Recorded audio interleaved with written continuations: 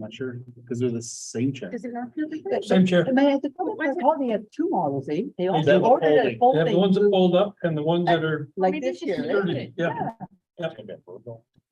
We're good to It's proceed. actually getting used to them. Or the- Well, thank you, council, for this being available for this meeting today. On that note, we turn it over to Madam Clerk for the adoption of the agenda. Thank you. I require a motion of second and myself for Kelly and second deputy mayor. Kemp. Submit the draft agenda presented to council for a special meeting and dated the 21st day of October 2022. Be hereby adopted and circulated. All in favor? Carries. Noted that Councillor Champagne is absent. Okay. Declaration of conflict of interest. There being none, we will move forward with the agenda for the day. There are just a few introductory remarks.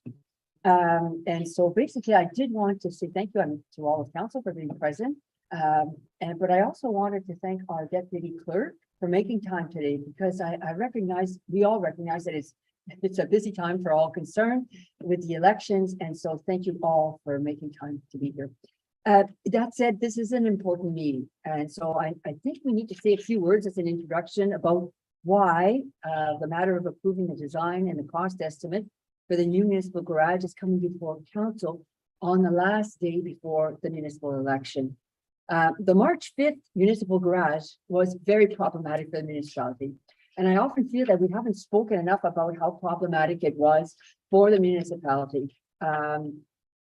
I think we'll all recall that when the fire occurred, we already had, as a municipality, a number of major and significant projects underway. In addition, our planning and our building department, I think they faced the busiest summer we've ever seen in terms of activities. And then there was still the lingering effects of the pandemic, I would say, that was impacting our facilities, our recreational program. And so, in other words, I would say our municipality had their hands full. You know, it couldn't have happened probably at a worse time. And so, so when the fire occurred, the municipality lost, as we know, a mission critical building.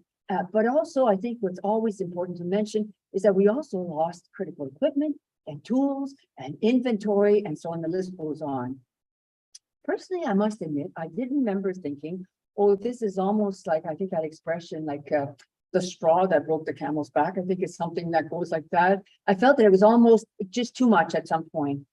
But I think we're all very impressed with the fact that the municipality chose to follow, I think, another very popular expression: when the going gets tough, the tough get going. And I would say that characterized the municipality in these last few months. And so kudos to all involved. But from the very beginning, that the order was tall. Our Public Works Department has said that if we're going to come out of this, we need to have the building by the end of December, because it's the only way we'll be in a position to deliver services to our citizens over the winter. And so, but, you know, these are not normal times, as the construction industry faced, you know, procurement problems. And so, in addition to that, there's staffing shortfalls, and then there's inflation. So it certainly has not been easy to deal with procurement issues, especially in a very shortened period, as they had only a few months, and with all of these issues that are affecting the construction sector. But the municipality pushed and pulled, and here we are today. And I would say coming in just in the nick of time in order to approve the final designs and cost estimates and to be able to move forward with the construction in time for this winter. So it really is a major coup to be able to have done all of that. And I think again here, congratulations to all involved. And so even though the council may be close to an election on Monday, the Municipal Act does allow a council to not be restricted in its actions. And the reason for that is because the proposed expenditure was included in our May 18th budget. When we approved our budget, we did include an amount. And as a result of that, we are able to go forward with this meeting today.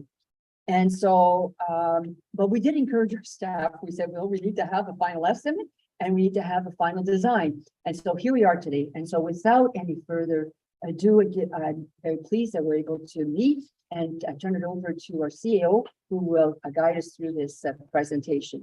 Thank you. Thank you, Mayor Rochford. So thanks for council for being here today.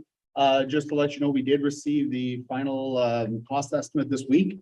The drawings were actually finalized this week and provided to Paul for comment. So everything come down to the wire, and basically we're still looking at some decent weather in the very near future. And the idea, and I do have a bit of a construction schedule here. So the idea is to have the concrete slab poured by early November. So that's still basically on schedule, right? The building closed up by the end of December because at first, when we talked to the contractor, we wanted to have access to at least 2 bays prior to the end of December to be able to house our equipment. So that's still possible. And that's still what's on the construction schedule. We would have and then I've got a note here. Access provided to snowplow equipment for overnight inclement weather. That's the 2 southern bays. And then the completion prior to the end of March. So it's still on schedule for what was discussed at the start of this project. What I did, I circulated to council the drawings of the new municipal building. These were issued for permit basically this week. And like I said, Paul's going over for permit purposes. If we can flip to the 3rd page, basically what that shows you is the size in gray is the size of the new facility in relation to our property, and the square behind it is the sand dome. So just to show you how much of a footprint it does take. For council's information, I know you're aware of this, nor for the public, the building is about 50% larger than what was existing.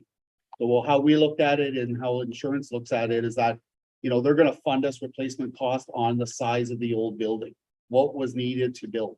So the value we get from them is just over 1.1 million. But we have to remember how we look at it after is we could not replace what's there because it doesn't fit the needs of like our needs today. Growing community, more equipment, more staff. So what we've looked at is 50% larger, and that's to, you know, cover what we need today and in the future. For us, this is a, you know, a building that's got a useful life of 40, 50 years. So we have to plan that far out as well. So we can flip the page. And that gives you basically the floor plan. What's on the left-hand side is the floor plan for the ground floor. So how it's designed, there's 5 bays. The first bay, and I would say the northern bay, is basically offices. So you've got, if you look at the first office, it's Marius's office or a public works foreman. Behind that, you would have an office where the rest of the staff can do things like paperwork and, you know, record data on their tablets, like a working space, right? 2 washrooms.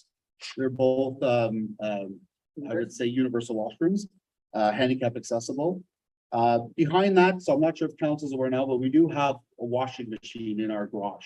It's kind of put off into a corner. What we've designed here is a small room that's got a stackable washer and dryer, some lockers, a bench, so that the staff can, you know, remove their clothes, store it there, wash it there, like they have been doing, but not just in the corner of a garage, right? So a suitable facility for that. If you keep going down the list, you've got a bit of a storage area, and you can see that there's a hallway that leads to a set of stairs that's tucked on the exterior wall to take you upstairs to the mezzanine. Similar to what we have now. We have a staircase that takes us up to a mezzanine. And then behind that, you've got it's maintenance storage. So the thoughts with that is we could put our signs we put on the side of the road for speeding, like equipment, ground floor, so that you don't have to bring it from downstairs to the main floor, right? So storage. You've got a long hallway that separates the office area from the garage area now. The reason being is it's easier for maintenance. You now have a dedicated like operations area aside from your administrative area, and it's for cleanliness as well. So that was a new feature with this garage.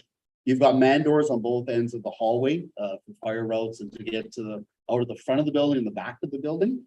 And also the hallway that leads to the staircase has a door that would exit to the side of the rail bed for fire purposes, right, as well. The design of this building as well has a 6-foot canopy at the front and back of the building. As you get in and out of the base, you would have a 6-foot concrete slab, basically. That's part of the design. The other 4 bays, the first one next to the offices is not a drive-through bay, and you'll see the elevations later. But basically, you come in the front and you would back out of the front. The next 3 bays are drive-throughs, so they're all double bays. But the 3 that are most to the south you can drive right through. So the idea is you can almost put, I believe it's like, one tandem per day and not have to back out with a blade on that. You can just drive right through. So that would be between 1, 2, 2 and 3, and 3 and 4. Correct, Councilor Drive-through? Kelly. So between 1 and 2 and 2 and 3 and 3 and 4 are the drive-through bays. Right. Between 4 and 5 is a drive in and out because there's no garage door on the back. Mhm. The reason being we have propane tank back there, like our and other amenities I would say that we need for the building, so you can have a drive-through. Okay, there's also man door facing the creek, which is facing the south from that garage. So that's the bays. If you look at the right-hand side, it shows you the mezzanine level. I've also printed today, and it's in front of you. We blew up the 2 floors on a separate piece, so you could see it a little better than what the drawings are. But upstairs, you would come up the staircase, you'd be faced with a hallway that leads to, it looks like a boardroom, the size of the table now, but it's a kitchen. So it's a lunchroom, it's a work area, allowing everybody, because right now we don't have a lunchroom, right? Everybody kind of sits in a circle and eats off on their chair. So we would have a bit of a kitchenette in there and a dining area for them to eat. Before you get to the lunchroom is the meeting space. So if you want to do any training, you want to do tender openings, anything like that, there is a small meeting space. And then the other 2 rooms are basically, one's a big storage room and the other one's the mechanical room. What's also been designed for the mechanical room, you can see double doors. There are doors that from inside the garage you see above, just like we have now. And that's if we want to store anything up there without bringing it up the stairs, you can actually use like, it would be like a forklift on plan. And you would lift it up, the doors open, you can slide your product in. Same style that we have now. So we kept that idea. Is there a washroom on the mezzanine? There is no washroom on the mezzanine. No. There's 2 washrooms on the main floor. But you gotta remember, it's not a massive facility, like it might No, look it, No, I just, but there's 2 washrooms on the main floor and there was none on the upstairs floor. Okay. The total square footage is 9,760 square feet, I'm sorry, 9,000, 760 square feet. and that's both levels or That's each both level? levels combined. So the each- mezzanine is 1,600 square feet and the rest is the main floor, which is 8,160 square feet. You said 9,077, sorry. 9,760. Oh, 700. Yep. And of that, 1,600 is the mezzanine and the rest is the main floor. A couple other features to let council know about. So the doors of the base, we have 14-foot doors now and they're not quite big enough. They only leave how much on each side on plan for the blades to get out? Inches. So what we've done is gone with 16-foot doors for that flexibility, because back in the day, plows were made smaller and everything than what they are today. So we're just squeaking in and out of there. That's problematic if you're going in and backing out with a blade that size. Now it's, even better. We're gonna have a couple extra feet, but now there's even that extra safety of going in and out like a circle, right? I've mentioned the apron in front of the building, the drain roofage, which we'll get to later on. Another thing, this is obviously a brand new slab. It's in-floor heating is what was recommended for this. Is the apron gonna be heated too? The apron on the outside of the building is not heated. What about ice flow? The problem eventually becomes the freezing of the lines, so it's probably better to kind of stay on the inside of the building. Just scrape it off. Yes, Also, we've improved drainage. The building is 2 feet higher than what the existing one was. So that's also inclusive of the price. So 2 feet higher. We were getting water close enough to the building and sometimes inside the building. Okay. So we're 2 feet higher.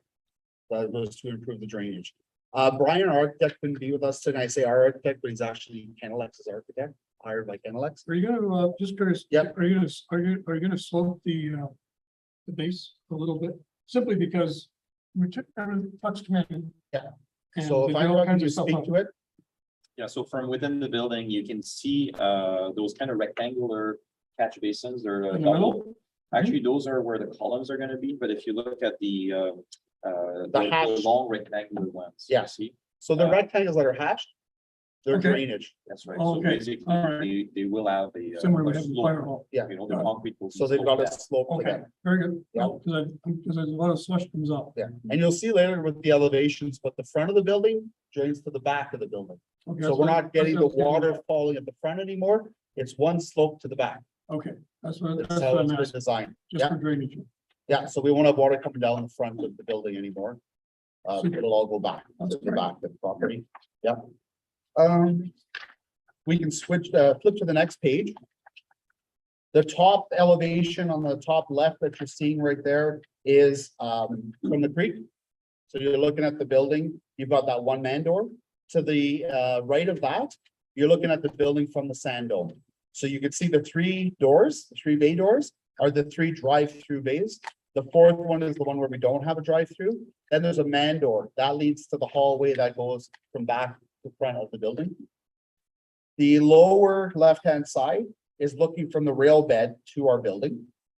So you see there's a man door that comes out. That's the one that comes from the hallway where the staircase is to go up to the mezzanine. You got three windows upstairs. Two of them, I believe, there's a lunchroom one and then there's meeting room ones and hallway. So you can actually Yeah, access the mezzanine without having to go through the working area. correct. You go to the, Good. right down the That's hallway. good. The lower window is for the front office. All the windows have been designed to not open, so we're not worried about windows being left open like we can now. Things like that. The lower right-hand side, you're looking at it from the front of the building, so from the municipal office. So you see the front man door. Once you walk in there, you go right down the long hallway to the back without ever going in the garage. Right. You can go up to the mezzanine from there. That's important if you have the public come in for any tender openings or, you know, any other purpose, but we don't really invite the public to the garage. They're not really supposed to present themselves there because it's a working area. There's liability, right? Then there's your four doors. So the three to the south are the ones that drive right through. The one next to the man door is the one that you drive in and out of. Okay, so. Sounds good. I have a question. Sure. Antoine, is there any issue in the summer with heat or is there gonna be air?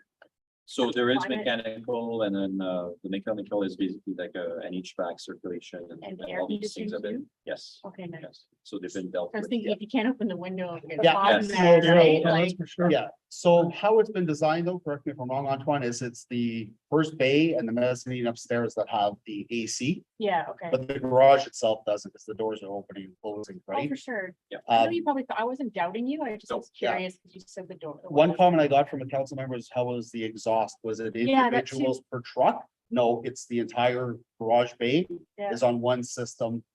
They've looked at that and it's for exhaust, so it's not gonna be plugged to the end of a truck, you know? There's an Got exhaust system. There's another detail that we don't see, but it's existing is the garage doors, they actually gonna have a window as well, so. Yeah. It's almost as if you look at between the two darker lines, those are gonna be Oh, sure. windows. So you have a visual. Yes, if I can, sorry, if I can back up to the floor plan again, there's one piece that I did miss. On the south wall, you see a lot of squares. What that is, and we're gonna see the elevation later, what was decided was to put 5 extra feet at the end of workspace. So instead of having a blank wall, it's a workspace. So it's all workbenches, places where you would do welding. You can hang, you know, like, you know, tools, all of that. So it's not a wasted wall. It was purposely done so that you had about 5 feet, just under 5 feet of like a work area. So you have racking and desks and so. Yeah, Yeah, like and- workbenches. Yeah, and we will Okay. see on if we go through. Yeah, so it's about, it's about the second last page. If we can go to the second last page, it would be, yeah, A 4.2. So these are elevations from within inside some of the rooms. So if we go right to the bottom, this is the wall that faces the creek. So you see they've put a welding area and cabinets. They've got the man door that goes outside, and then you got workbenches, hydraulic hose area, mechanical tools, a tool area, and a sink and things like that. So that's all been designed. Also, what's been designed is the door that leads into the hallway from the garage area. A sink was put there so that they can clean themselves before starting to touch the doors. Coming in the hallway, touching bathroom doors, you start getting grease transferring, right? So it was put that you wash and clean yourself up before coming into the hallway area. The door was also purposely put that it's right in front of the door to the washroom. So if you're going through, it's quick. You go right from the garage into a washroom and then back into the garage area. The middle of that page shows you what just the washrooms look like, where the mirrors are gonna be, urinals, toilets. You'll see the one to the right-hand side is the lockers. Yeah, so that's the design. I'm just wondering, where's the emergency eye wash? So as we see, when we go for the hand stations. Yes. Within the inside of the garage. Right. That's where it would be positioned. Okay, very good. On the south wall. On the south wall. Okay, it'd be adjacent to the working area. Good, it didn't show, that's all, just asking. And Brian Bertrand couldn't be with us today, but he sent me just a few points for value for money analysis. So with the new build, the new building will be easy to maintain and energy efficient. Very similar, like your new municipal office is very energy efficient, right? You're designing a building now that's dealing with a new building. You don't worry about an existing building, right? So the floor plan layout permits efficiency and is very functional. So we've looked at it. I mean, Antoine's also talked with Marius and some of the guys about some of the features inside that building. So now we would have proper stall washrooms. So for those that don't know, we've got one washroom, one toilet, and one sink. That's all that's in that facility for the staff. So now you're getting into universal washrooms.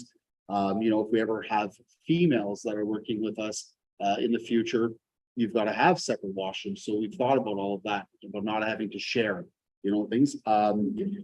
There's the staff room and the kitchenette, which we don't have now, meeting space. One of the rooms as well is we're trying to have a dedicated where you have all of your maintenance manuals. So when the mechanic comes in, he's got a space to work because he doesn't now. He would have to sit at Marius's desk and work. So now that will be like a little maintenance room, a seating area so that you can look at maintenance manuals. As well, we've got office and manual document room delineation, sufficient storage. There's a separate mechanical room. And then the garage, we've looked at all to ensure we have proper drainage. In-slab heating was one, proper lighting and proper ventilation. So that's all being taken care of with a new build. Cost per square foot, as Brian indicated, is very reasonable considering the economy right now and supply chain. So what the cost estimate came in at is $2,350,000 for 9,760 square feet. You do the math, it's about $241 a square foot. The only other cost that's not factored in the 2.35 is the septic. Septic came in at $17,500. Even with that added to the 2.35, you're about $250 per square foot. Even our architect and a few of us have discussed $250 a square foot in these times right now is a very excellent price for the building. So yeah, I think that's about it on the notes in that. Antoine, is there anything you have to add that I would have missed? Just slightly a comment, this was like included and discussed over a month ago on the detail of 843. If we look at the detail of 843, you've got the concrete section where you can see like that big image on say detail 7, for instance. As you can see, instead of adding the slab that's flat all the way around, it actually comes up 8 inches. And then as the slab comes up 8 inches, that's where all the steel would sit. So everywhere we have a column, the column would sit 8 inches higher on concrete. And therefore, like what happens is like you've got salt, you've got basically moisture, and the first thing you know, it's prematurely aging. So this way it's going to protect the steel of the. In all honesty, nobody thought about that but Antoine. Antoine came up and said, we have She a mix did, of, Antoine. well, I put credit where it's due, and the discussion was the amount of salt and sand and water coming off our trucks. Eventually you start getting corrosion on the bottom of the steel. So what was discussed there was it's basically a curb around the perimeter of the building to, for the future to not have corrosion. So, we look at the price and that's still inclusive of the 2.35, where you start adding concrete. We had, just to let council know as well, we had back in the budget time, whenever Antoine gave us a rough figure of 2.1 million. From there to now, we're dealing with about 10% inflation, supply chain issues. Anything you buy now, the cost is up, right? We had a projected about 200,000 for the slab, it's 400,000. Yeah. So that's where your big cost is as well, but they've also gone to a thicker slab than what we had predicted we would need. Right. The reason being load bearing, the weight of trucks, so everything had to be considered. And then you've got that curb, an 8-inch curb that goes around the entire perimeter as well. So, you have in-floor heating. So all of that, when you compare to the old building now, the buildings are not similar at all. So. One question, now the 2.35, and then we can take $1 million off that because we got that for A insurance. little over 1.1 million. Our cost is about 1.2. Oh, my God. Um, That's fantastic. I'll share with council. So, no, really, yeah, it is. There's, we weren't gonna discuss it, but there's about 100,000 contingency in the 2.35. And the reason I wasn't gonna discuss it is, we believe it's all gonna be spent. And I'm honest with council, there's still some minor pricing coming in. But the contract we want to enter into with Kenlex is a guaranteed maximum price contract, similar to the municipal building. So the direction is 2.35, not any more money. So what we're gonna do is try to keep it as best we can underneath that with the $100,000 contingency. So we feel we'll come under budget and not spend all of the contingency, but things come up, right? So. I think it's, just personally, I think it's a heck of a deal. You're planning for the future, which is what I really like, and you're modernized. And you've got something decent, because imagine every day sitting in a chair having lunch. That's not conducive, that's not a good habit. Yeah. Those days are gone. Exactly, Steve, yeah. So, no, this here fits the needs and, for today and for tomorrow, let's hope. And no, and you know what, the price per foot, you're not getting that anywhere else, so we gotta go out there. Yeah. There too, so. And it's So, good job. the deal of getting I know, because I built a new garage a few years ago, I bought steel racking. Well, I didn't know any better because it's on the floor. Guess what? Cars go in and out, the buggy goes in and out, side by side. Everything's got flushing. I ended up buying a Supermax vacuum cleaner to get the water the heck out of there before it rots everything. But already there's rust on the bottom of the steel. And I bought good steel racks. Yeah. Great idea to elevate it. Yeah, they're doing that more and more, and then there's certain things you can do, there's certain gaskets, there's certain, Yep. I won't call it paint, but I don't say paint just because I forget the word, but there's other protectors for that stuff. Yeah. Like Yeah, seal and. this is, and this is one of it just. Yeah. A lot of good work put into this. Awesome. Thank you very much. Another thing is, well, council like this, that price also includes all the bollards outside that have to be placed all between the doors around the facility. So I think we've really thought of everything, Like, so. There's another component as well that we maintained from before, but this one is a bit more detailed on, so if we have an ice storm or loss of electricity, Mhm. you're down for weeks. There's an automatic system to plug in for a generator where we have the fueling facilities and certain components that we need to have so that we can operate in case of emergency. Because we also provide fuel for the fire department. So What size generator would it take? it's actually one that would be, I'm waiting for the detail. I don't want to mislead in the number, but it's a size that would be reasonably affordable or readily available as well on the market. So we can rent them. They're the types that we can easily access. So we basically put in like the infrastructure and the panel to be able to accommodate a generator. Just But about- we would have to go out and rent a generator, plug it into Just it, about- and get but it it's- going. We're gonna need probably a minimum of 1K. But the infrastructure's there just to plug it in. Yeah. That's awesome. Well, it was just because we ran into that with this arena once before. We didn't have a pony panel or whatever. And then we had to go and do that prior to ever being able to get a generator, right? So we figured with this one, put the infrastructure in now, we're gonna be improved, right? So. Yep. But we think we've thought of everything. There's a lot of going back and forth and, you know, I know some people say, okay, well, the fire was in March and we're October, yeah.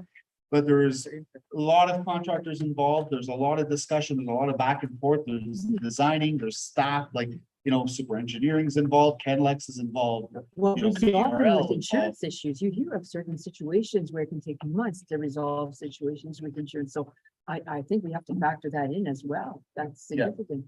Is the roof sloped In the back.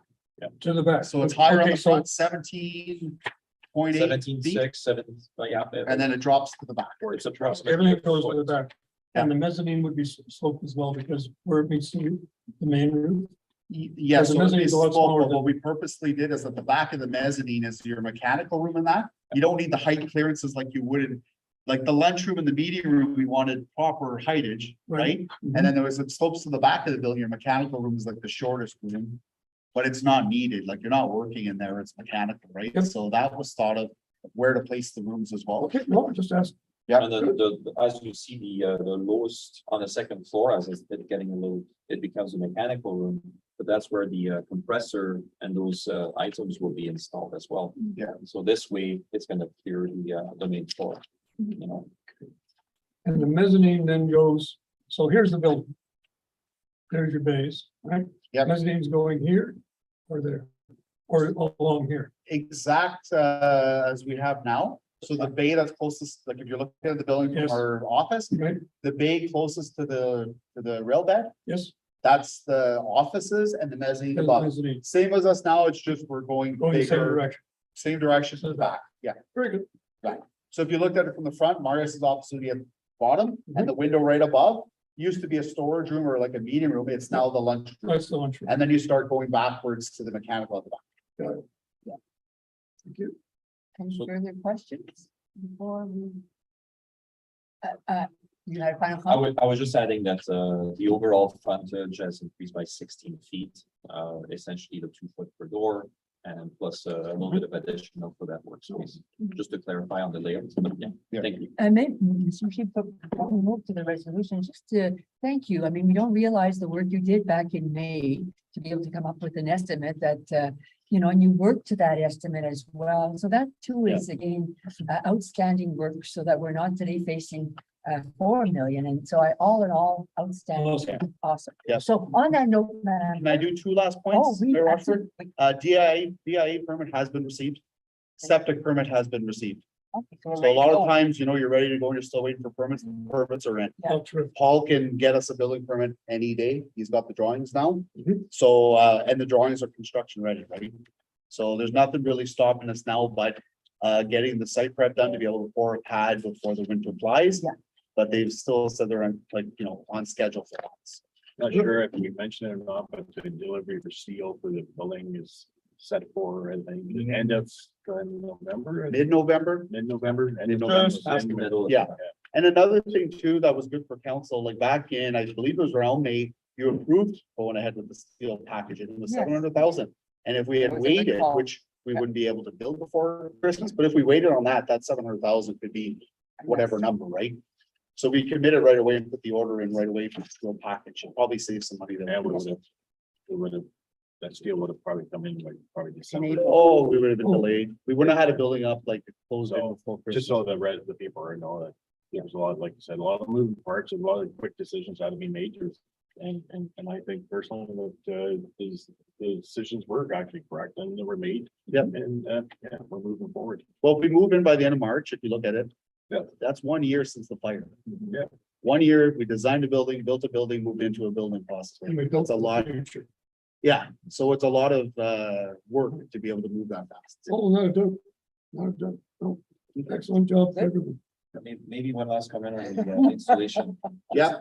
So the very last page, very last detail, which is the image 13, just shows you as well that on the very bottom right corner, that they're all insulated panels. And those are basically like very high efficiency because they interlock to each other. So at the end, also that's another improvement. Right? Yeah, we've discussed with candidates as well, color choices, because we're trying to match like our new municipal office to stay with kind of like the charcoal color. You know, put wording on it as well and a logo on that, but those are kind of the details they don't really want to talk about right now. They come later, right? But that's what our thoughts are, is to kind of keep the same colors and the same look. It'd be nice, what's special. Yeah, yeah. You know, it's really, there's a difference. Right now, we had a functional building. Now we're gonna have something that's gonna be. Yeah. According to our standards. Yeah, there you go. It gives themselves an identity. So It the does. medical building. Yep. The municipal office, the public works office, so it gives us our strong identity and who we are and then looks very professional. Actually. Professional presentation. Super. No, it's good. Coming a long way. So we're going to read the Congratulations. resolution, but a final word too. I think it's a very good point, Deputy Mayor Fana, about council make quick decisions. So congratulations to this council, because these decisions are not always easy to make, right? You don't have complete information. You've got to go with, and so we made them. And so I say, well done to all concerned. On that note, I'm first the resolution. Mover in the second, please. Moved by Deputy Mayor Fana, seconded by Councilor Martin. The council for the municipality of East Ferris approved the design of the new public works garage as presented. And further that council authorizes the chief administrative officer to enter into a guaranteed maximum price construction contract for $2,350,000 plus HST with Penelex Construction Company Limited for the construction of the new garage. All in favor? C'est bon, carried. Thank you so much. And I think we move to adjourn. Mover in the seconder, moved by Deputy Mayor Cahan and seconded by Councilor. That we do now adjourn this meeting at 11:40 a.m. All in favor? C'est bon, carried. Thank you.